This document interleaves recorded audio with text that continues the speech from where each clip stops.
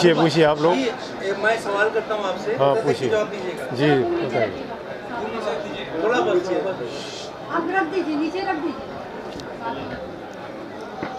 जी बताइए, क्या मकसद है आपके इस प्रेस कॉन्फ्रेंस का? आज देखिए ऑल इंडिया जमीयत कुरैश की यहाँ पर एक कॉन्फ्रेंस हुई है, जो हमारी 88 यानी 88वीं ये आज कॉन्फ्रेंस हुई है।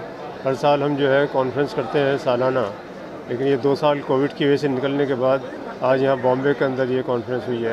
ये कॉन्फ्रेंस जो है पूरे हिंदुस्तान के अंदर हर साल कहीं ना कहीं हम करते हैं। असल मकसद जमीयत कुरैश की इस मीटिंग का ये होता है कि जो हमारी बिरादरी के अंदर या मुसलमानों के अंदर ख़ास तौर पे जिस तरह की कमियां हैं, ख़राबियां हैं, बुराइयां हैं, उनको दूर किया जाए। हमारे यहाँ बिरादरी में 4-5 चीज़ों पे ख़ास तौर पे ज़ोर दिया जाता है। एक तो इस बात पे ज़ोर दिया जाता है कि तालीम को किस तरह से फ़रोग़ दें, तालीम के ऊपर किस तरह से काम करें, स्कूल खोलें, कॉलेज खोलें और यूनिवर्सिटी तक हम लोग तालीम को लेकर जाएँ। आज इस सिलसिले के अंदर यहाँ पे कई चीज़ें जो पास की गई हैं, कई लोगों ने वायदा किया है, और मैं आपको इस बात की खुशी होती है बताते हुए कि हमारे कई लोगों ने इस बात का वायदा किया है कि वो स्कूल से शुरू करेंगे, स्कूल से कॉलेज तक लेके जाएंगे। और मैं समझता हूँ पूरे हिंदुस्तान में कुछ जगहों पर जो है बहुत जल्दी कुछ कॉलेज और कुछ यूनिवर्सिटी खोली जाएंगी। हमारे हिंदुस्तान के अंदर जमीयत कुरैश की तरफ से बहुत सारे स्कूल चल रहे हैं, बहुत सारे कॉलेज चल रहे हैं, लेकिन उनकी तादाद जो है वो ज़्यादा बढ़ने वाली है। दूसरे मुआशरे के अंदर जो हमारे यहाँ कमियाँ हैं, जैसे ब्याह शादी के अंदर फजूल खर्ची होती है, उसके ऊपर रोक लगाई जा रही है। हम लोग जो है इज्तिमाई शादियों में ज़्यादा यकीन करते हैं। इज्तिमाई शादियाँ हिंदुस्तान के अंदर हर साल हज़ारों की तादाद में होती हैं, जो बग़ैर ख़र्चे के होती हैं। दूसरा ये भी तय किया गया है कि अगर हम लोगों ने कोई ऐसी शादी वादी अटेंड करी जिसके अंदर बेजा ख़र्चा दिखाया गया है, या जिसमें बहुत ज़्यादा शो की गई हो, पैसा खर्च किया गया हो, अननेसेसरी उसको जो है बढ़ा चढ़ा के दिखाया जा रहा हो, जिससे क्या होता है गरीब लड़कियां बैठी रहती हैं, उनकी शादी नहीं होती है। और क्या होता है जो शादियां बड़ी शादियां होती हैं जिनमें ख़र्चे होते हैं, वो भी क्या है कि उधार लेकर, कर्ज़ा लेकर या अपनी चीज़ें बेच के शादी करते हैं। तो उससे क्या होता है जो हमारी दूसरी लड़कियां हैं या दूसरे ख़ानदान के बच्चे बैठे रह जाते हैं, उनकी शादियाँ जो है नहीं हो पाती हैं। हमने इसके ऊपर जोर दिया है कि हम इन तमाम चीज़ों को भी ख़त्म करें। इसके अलावा हम लोगों ने और बहुत सारी जो है चीज़ें पास करी हैं। आज की मीटिंग के अंदर, ये मीटिंग चल रही है, इसके बाद मीटिंग चलती रहेगी। हम लोगों का सबसे बड़ा यह है कि आपस में एक दूसरे से मिलजुल कर रहें। हमारे यहाँ कारोबारी मसाइल बहुत सारे हैं, आप जानते हैं, जैसे मीट वगैरह के कारोबार है, स्लॉटर हाउस के कारोबार है, ट्रांसपोर्ट के कारोबार है, वो ज़्यादा बिरादरी को इससे बहुत ज़्यादा नुकसान पहुँच रहा है। हम सरकार से अपील करते रहते हैं कि इन तमाम चीज़ों पर सरकार जो है वो तवज्जो दे। जहाँ पाबंदियाँ लगाई जा रही हैं उसको रोका जाए, क्योंकि एक इसके अंदर मुतासिबाना, मैं समझता हूँ कि सरकार प्रेजुडिस है जो इस कारोबार के ऊपर ख़ास तौर पर नज़र रखती है और इसको ज़र पहुँचाने की कोशिश करती है। हम लोग इसके ऊपर मेमोरेंडम तैयार कर रहे हैं, तो हम सुबह ही हुकूमतों को देंगे और हम कोशिश भी करेंगे कि मरकज़ी सरकार को भी एक मेमोरेंडम इस सिलसिले में दिया जाए। और पूछिए आने वाले ईद उल अज़हा जो अभी आने वाली जल्द जो है, इस मामले में जमीयत कुरैश ने क्या तैयारियां कर रखी, जबकि गाड़ियां रोकी जाती है और बहुत से ज़्यादा जगह पर से हादसा पेश आते हैं, और मामला ये चमड़े का भी लेकर के भी है। कितने मदारिस में चमड़े जो है वक्फ किए जाते थे और उनकी आमदनी बंद होती है। इस मामले में क्या पेश रफ्त आपने? देखिए ऐसा है, कारोबारी मसाइल, अब चूँकि कोई भी बिज़नेस करने के लिए सरकार से आपको लाइसेंस लेना पड़ता है, चाहे वो मीट का लाइसेंस हो, चाहे वो टेनरी का लाइसेंस हो। अब सरकार के ऊपर हम मुनासिर हैं, क्योंकि हम लोगों को भी थोड़ी सी अपने अंदर सुधार लानी पड़ेगी, अपने कारोबार में सुधार लानी पड़ेगी, अपना ही ट्रांसपोर्ट सिस्टम बनाना चाहिए, अपने अच्छे स्लॉटर हाउस बनाने चाहिए, अपनी अच्छी ट्रेनिंग बनानी चाहिए, क्योंकि पॉल्यूशन की सबसे बड़ी प्रॉब्लम है हिंदुस्तान के अंदर। हम पॉल्यूशन की तमाम रूल्स को भी ध्यान में रखें और बचने की कोशिश करें कि हम उसकी कोई वायलेशन ना करें। लेकिन हम अपने लेवल पर कोशिश कर रहे हैं कि जमात के अंदर इस तरह की स्कीम तैयार करें कि ताकि लोग जो है अपने कारोबार के साथ पूरा इंसाफ कर सकें और सरकार पे कम से कम मुनासिर हो। रेजोल्यूशन क्या हुआ है, क्योंकि देखा गया कि मीट की कंपनी जो है वो काफ़ी खुलते जा रही है। देखिए, सबसे पहले तो मैं अपने बारे में बता दूं, मेरा नाम हाजी फजलुर रहमान है, ज़िला सहारनपुर यूपी का रहने वाला हूं, और इस वक्त मैं अपने सहारनपुर की नुमाइंदगी पार्लियामेंट के अंदर कर रहा हूं, और चूँकि मेरा ताल्लुक़ कुरैश बिरादरी से है, उसी हैसियत से मैं यहाँ पर हाजिर हूँ। जहाँ तक आपके बीफ एक्सपोर्ट की बात है, तो इसमें एक तो मेरी रिक्वेस्ट है कि आप इसको बीफ एक्सपोर्ट ना कहें बल्कि बफलो मीट एक्सपोर्ट कहें, क्योंकि यहाँ बीफ एक्सपोर्ट्स का मतलब बदल जाता है। हालांकि बाहर की कंट्रीज़ में इसी को बीफ मीट कहते हैं, लेकिन हिंदुस्तान के परिप्रेक्ष्य में हमारा आपसे अनुरोध है, दरख्वास्त है कि आप यहाँ पर बफलो मीट एक्सपोर्ट की कहा करें तो ज़्यादा बेहतर है। रही बात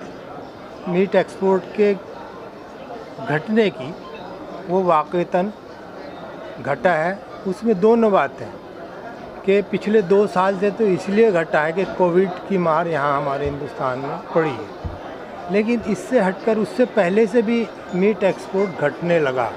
14 के बाद मीट एक्सपोर्ट घटा है, 15-16 के बाद ख़ास तौर से, और उसकी वजह है कि हमारी सरकार की पॉलिसीज़ बहुत ज़्यादा टाइट हो गई हैं।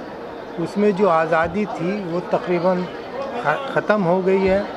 और फिर जब सरकार की इंटेंशन इस तरह की है कि इस मीट एक्सपोर्ट को मिनिमाइज़ किया जाए, तो फिर एडमिनिस्ट्रेशन के लोग भी वही रवैया अपना लेते हैं, और वो रवैया इस वक्त हम लोगों के आड़े आ रहा है। जैसे अभी मैं आपसे बता दूं कि यूपी के अंदर अभी भी कुछ स्लाटर हाउसेज जो एक्सपोर्ट के लिए काम करते हैं वो कुछ बंद हैं, मैक्सिमम चल रहे हैं। इसी तरीके से निगम के और म्यूनिसिपैलिटीज़ के जो स्लाटर हाउसेज हैं उनको किसी न किसी बहाने से पॉल्यूशन के नाम पर या और दूसरी चीज़ों के नाम पर बंद कर दिया गया है। हालांकि उनमें रियायतें दी जा सकते हैं, क्योंकि पुराने आज़ादी से पहले से चले आ रहे हैं वो स्लाटर हाउसेज। लेकिन अफसोस की बात यह है कि कुछ हम लोगों में कमियाँ हैं, कुछ सरकार की सख्तियाँ, उसकी वजह से आम लोगों को इस वक्त गोश्त, भैंस का गोश्त मिलने में परेशानी हो रही है। अब हम तो आपके माध्यम से ही कहना चाहेंगे कि सरकार इस तरफ संज्ञान ले और कुछ मदद सरकार करे, कुछ ढील देने का काम करे, तो मैं समझता हूँ फिर से लोगों के खाने की चीज़ है, एसेंशियल फूड है ये, तो उसको मिलने में आसानी हो जाएगी। अच्छा, एक नाम तारीफ बता दीजिए। मोहम्मद बशीर गुलाम कुरैशी, बॉम्बे यूनिट के सदर जवेद कुरैश के। पिछले जब से बीजेपी हुकूमत जहाँ महाराष्ट्र में हुकूमत बनी, उसके बाद से ये बकरीद का सिलसिला और गाय वंश को बंद करने की वजह से बहुत परेशानी का सामना उठाना पड़ रहा और बहुत ज़्यादा दिक्कतें हो रही। इसके पहले 2-3 साल पहले आप लोगों ने हमारी मदद भी करे, हमने तमाम मिनिस्टर से जाके मिले। हमारी जो बकरी की गाड़ी है, हमारी जो बड़े की गाड़ी जो रास्ते पकड़ी जाती और नाजायज़ लोग पकड़ के गाड़ी को छीनते और पैसे लेते, और गवर्नमेंट उन पर तो सख्ती करती जैसी सख्ती करना चाहिए ऐसी सख्ती नहीं करती, इसलिए जैसे मुसलमानों का कारोबार नहीं है। ये हज़ारों लाखों किसान भी इससे जुड़े हुए, हज़ारों लाखों गाड़ियाँ भी इसमें चलती है, हज़ारों लाखों गरीब मजदूर भी इसमें पेट भरते हैं। तो गवर्नमेंट को सोचना चाहिए। और ये खाली मुसलमान हमारे कुरैशी का मसला नहीं है, ये हमारे मज़हब का मसला है। ये कुर्बानी जो है ये हमारे मज़हब इस्लाम के अंदर है, और हर मुसलमान का इससे ताल्लुक़ है, और हर मुसलमान का इससे एक उल्फत मोहब्बत है। डिमांड क्या है कुर्बानी के त्यौहार को लेकर? डिमांड जी हमारी डिमांड ये है कि रास्ते में जो हमारी गाड़ियाँ आती है, हमारे बाज़ार में जो माल बिकता है, तो किसी तरह से गवर्नमेंट को चाहिए कि किसी को परेशानी ना हो, किसी को दिक्कत ना हो और किसी को तकलीफ ना हो। और हम कानून के खिलाफ कोई काम नहीं करते, तो गवर्नमेंट को इसके पहले हमने कई बार आगाह करे, कई बार लेटर दिए, कई बार उनको जाके बुलात करे। इंशाल्लाह अभी तो आपके माध्यम से आप ये बात को पहुँचा दो कि अभी बकरी के साथ भी चंद दिन में बकरी आने वाली और उसका सिलसिला चालू हो गया। और अगर ऐसी कोई परेशानी तकलीफ होंगी तो उस पर हमको तकलीफ होंगी और तमाम मुसलमान भाई को तकलीफ पहुँचेंगी। ये मज़हब इस्लाम का अरकान है, जिससे हमारी रमज़ान, हमारी मुसलमान की 2 ईद होती, ईद उल अज़हा और ईद उल फितर। ऐसे ईद उल अज़हा जो है हमारी कुर्बानी बोली जाती, और ये अभी से हुजूर पाक अलैहिस्सलाम ज़माने से पहले से हुजूर पाक सल्लल्लाहु अलैहि वसल्लम के ज़माने से लेकिन आज तक चली और क़यामत तक चलते रहेंगी। तो आपके माध्यम से मेरी दरख्वास्त है आपसे कि हमारी आवाज़ हुकूमत तक पहुँचाएँ आप, और हमारे आप उसमें मदद करें। आप से मिलने वाले अशरफ पवार साहब से भी ताल्लुक़ से मिलने वाले, और इसके पहले भी हमने कई मतलब लेटर दे चुके थे। इसकी वजह से बहुत सारी परेशानियाँ कम हो गई थी। अभी इसके बाद में इंशाल्लाह हमारे पार्लियामेंट के सदर साहब ने हमको इत्तला करे कि बात क्या इनको बता दीजिए, तो इंशाल्लाह हम मुख्यमंत्री साहब से मुलाकात करेंगे और शरद पवार साहब से मुलाकात करेंगे बकरीद के ताल्लुक़ से। और बकरीद के ताल्लुक़ के बाद इंशाल्लाह अल्लाह ताला के ज़रिए से अभी दरगाह सारा उसके अंदर परसों जेब ने फैसला किए कि कितना माल आएगा इंशाल्लाह, कितना माल आएगा उसकी हम भरपूर देखभाल करेंगे, और कितना माल आएगा उसका इंशाल्लाह काटने का परमिशन भी देंगे। ये हुकूमत की तरफ से जो ऐलान तो हो गया, लेकिन रास्ते के अंदर और गाड़ियाँ के अंदर कोई परेशानी ना आए, और इसकी इत्तला हम गवर्नमेंट को जरूर देंगे, मुख्यमंत्री को जरूर देंगे इंशाल्लाह। अस्सलाम।